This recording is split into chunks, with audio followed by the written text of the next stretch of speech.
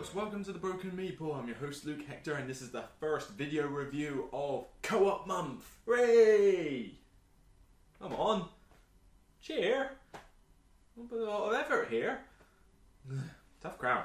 Okay, fair enough. But let's kickstart with the first co-op game of the month, Forbidden Desert.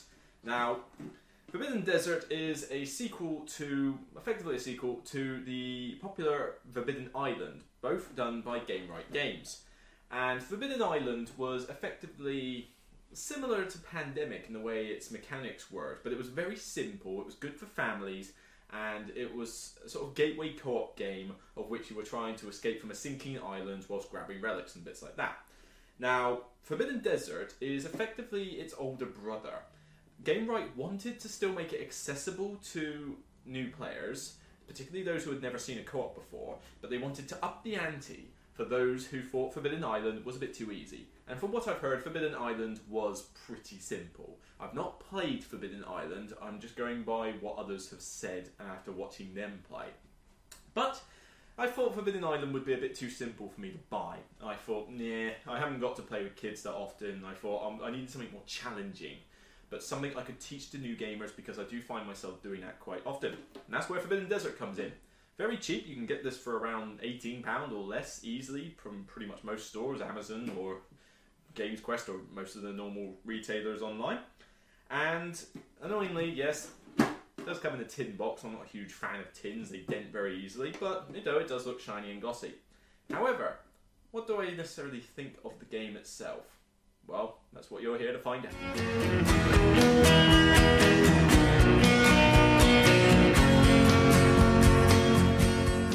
Components for this game, for the price tag, very good.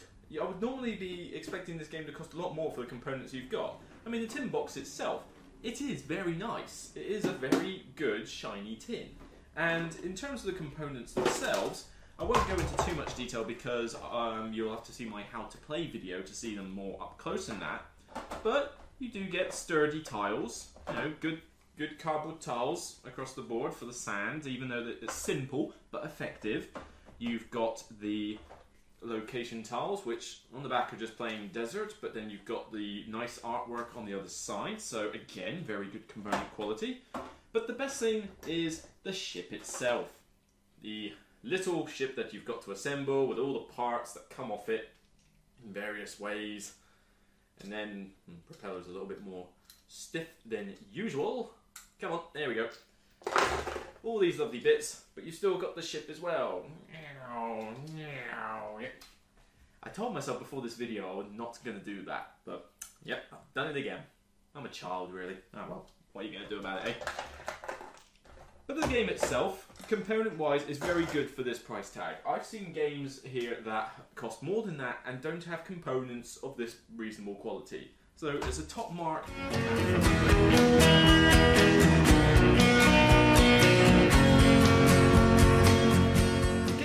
To Forbidden Desert is very straightforward. This was intended to be a game that you could teach to families and those who are new to co-ops, and I can tell from experience that that is not a problem. I taught this game on a Sunday themed gaming day I did for new members of our Portsmouth on Board club. It was devoted to co-ops, and the idea was that this was going to be the first intro level to them who none of them had ever seen a co-op game before, so they had no idea what to expect. And they picked up the rules for this really easily, and they even managed to get over the slightly more fiddly sandstorm mechanic, which you'll have to see by the video for more detail on that. But they picked up the game really quickly, they were moving their own pieces, and they got into the theme of the game. Now, one thing that people do worry about with co-op games is the alpha gamer problem, and this is one thing that can put off new players. The fact that one person decides that he's going to wear the hat, and he's going to tell everybody what to do, and it's my way or the highway, get lost if you don't like it. Forbidden Desert doesn't have that problem, because, to be fair, I'm not an expert at this game, and I've still yet to beat it, actually, with the few plays I've got. I'll get more onto that later. But everybody can understand the rules and what they have to do, and because of the fact that the sandstorm is fairly random by a deck of cards, and the pieces could be anywhere on the map, there's no real optimal way of playing this game, at least not one that I've discovered after a few plays myself. So unlike things like, say, Pandemic, for example, it's not one that you're going to puzzle out and have too much problem with the alpha gamer. You can just sit there and let everybody sort of think about what they want to do, and then everybody gets into it and chats with everybody else about it, as is expected from a game that is designed for families and kids. So, alpha gamer problem, not a problem here though. In terms of the ease of play, the rules are easy to pick up. As you might see on my how to play video, the only fiddly rule is the sandstorm.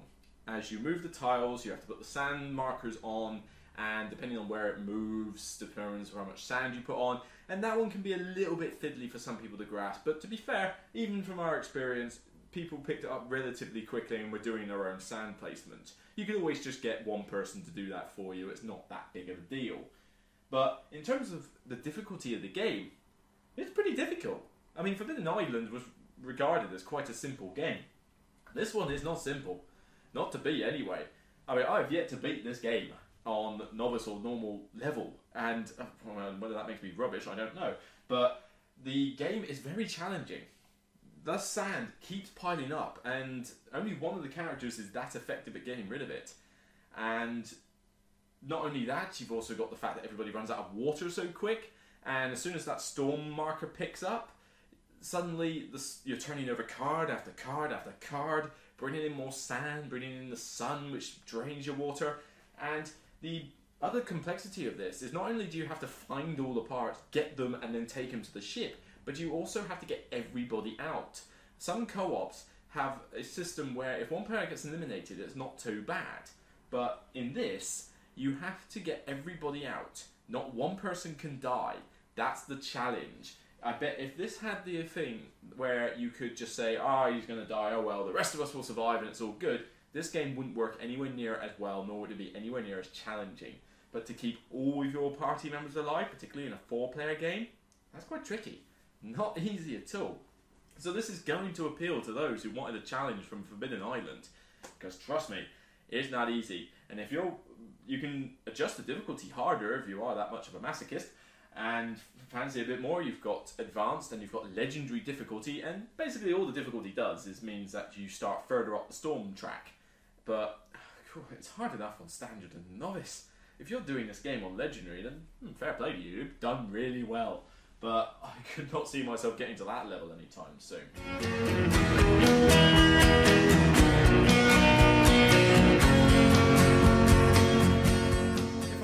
Any criticisms about the game, it's possibly down to balance.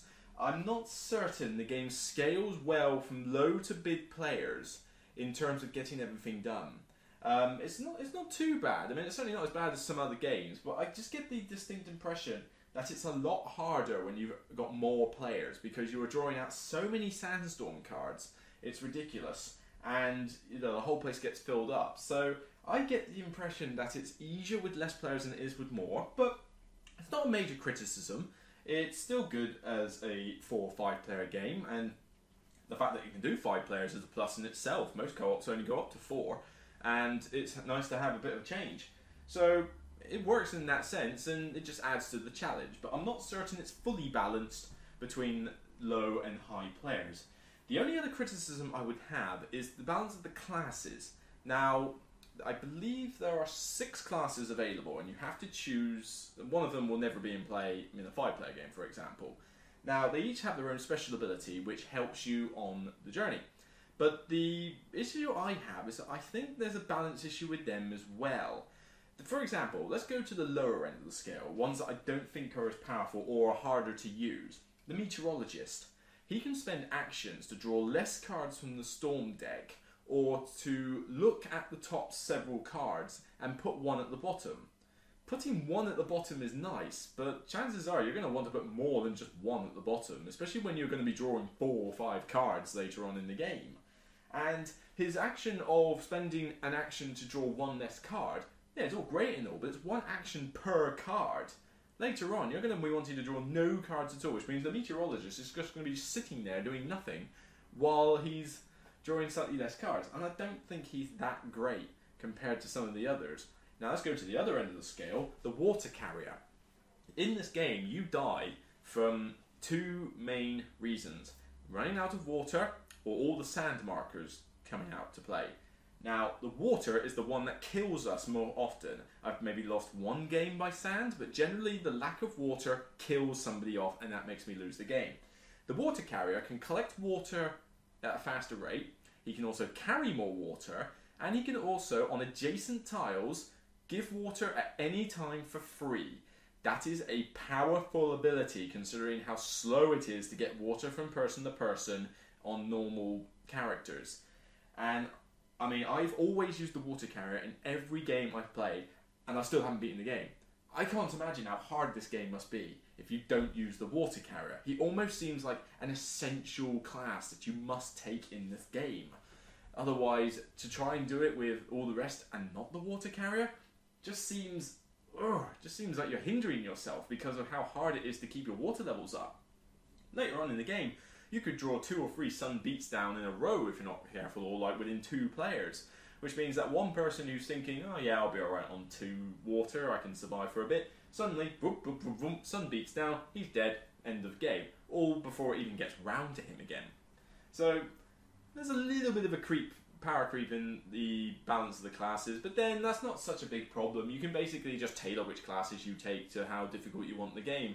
And failing that, what I tend to do is I tend to take one of the harder classes to use, like say the meteorologist, but also the navigator requires a bit more thought as well because you get to control other players. But I give ones like the archaeologist and the water carrier, which are so useful, it's unbelievable, that to the younger players or the newer players, because they know they have a good ability, it's easy to use, and they can get into it quite well.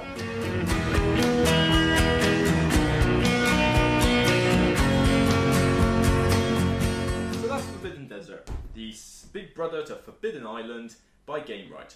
Does it meet the criteria that they said they would, to be an approachable game for young players and new co-op gamers, and yet still provide a challenge? Boy, does it meet that mark. Does everything it says on the back of the tin for meeting that objective. It is I wouldn't say it's the best co-op in the world. I do like something with a bit more complexity and a bit more involvement, shall we say. So, I mean, like I say, you can see I've got things like Arkham Horror on the shelf, but this is not what this is meant to be. It's not meant to be complex. This is a cheap, and I do mean cheap, we're talking £18 or less if you get it used, and it says 45 minutes on the box. That's fairly accurate once you know what you're doing. I mean, granted, a 4 or 5 player game could probably take an hour, maybe slightly longer. It depends how much analysis paralysis you've got or how long it takes for you to make a meaningful decision.